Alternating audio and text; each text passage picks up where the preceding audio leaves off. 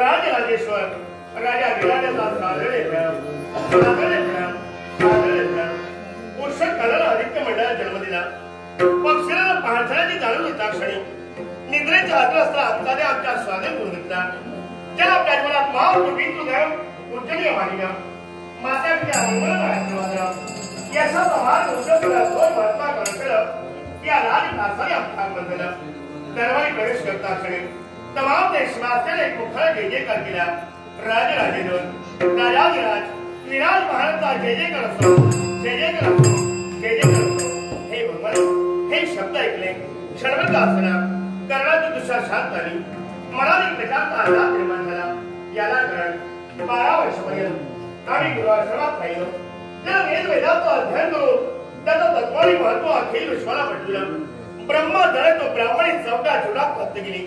त्या गुरुदेवाच्या मंगलमय आशीर्वादानं सारा विद्यार्थ्याला पारंगत झालो आणि 12 वर्षानंतर या विराटनगरीच्या साम्राज्यात आमचा आगमन झालं. युवराज स्वराचा बहुमान आम्हाला मिळाला. देशवासियानं गुणगौरव केला. चारी बाजूला असलेले सडे मौतिकाच्या बावळे बसले गेल्या. पण युवराजाच्या मुखाने शब्द बाळगले आणि तरुण पिढीला तरुण राजा हवे. वेदोक्त्या ब्राह्मणाचा साक्षीला शुभ दिवस शुभ घटना आणि शुभवेळ पाहून राज्यावरचा शुभारंभ आजच्या जीवनात परिपूर्ण झाला.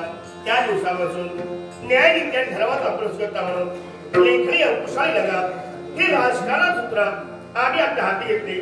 न्यायाचा न्यायदंड हाती घेतला आणि तमाम देशवासियाला न्याय देत झाला. आणि आपल्या जीवनात न्याय केव्हाच केलं नाही. याला तर आप देश सगळा सोडा कोणी असू द्या मायेची माणसं कोणी असले असते न्याय हा प्रत्येकाला सारखा आहे.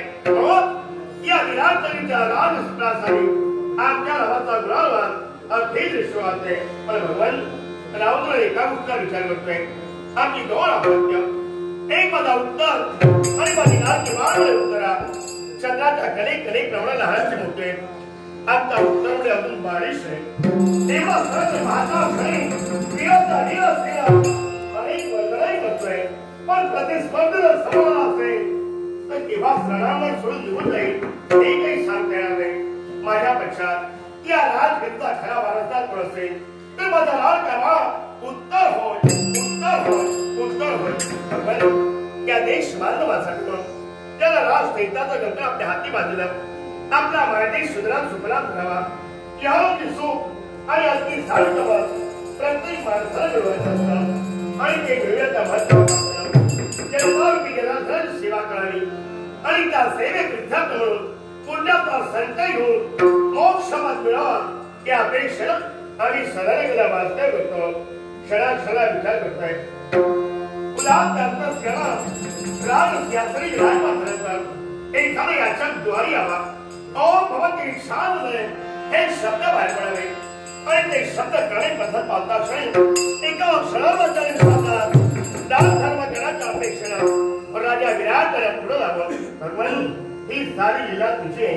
कारण त्याचा कृपा कृष्ण मुकाबून करतो मागळा डोंगर रोड करू शकतो.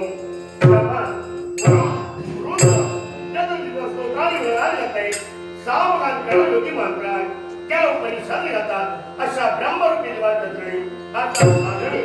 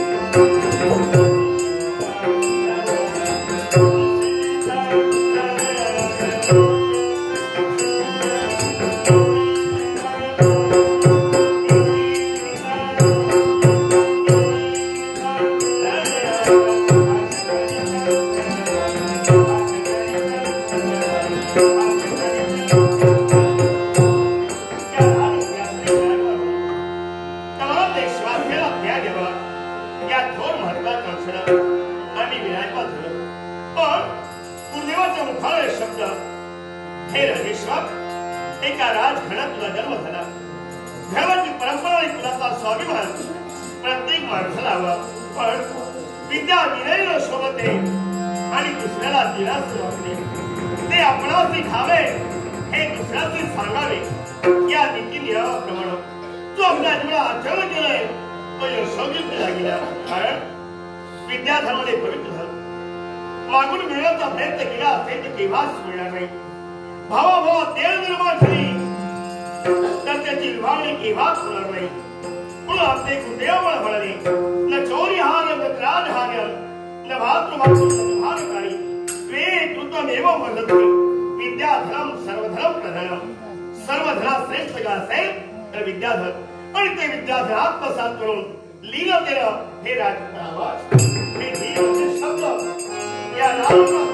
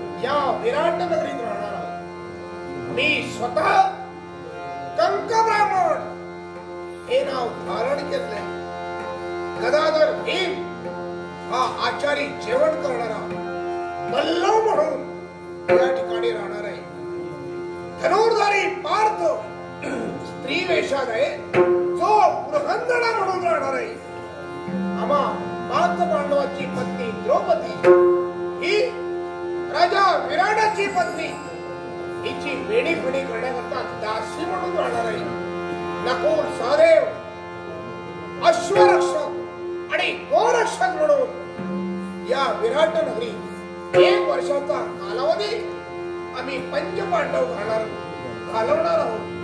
माझा आत्मा राजा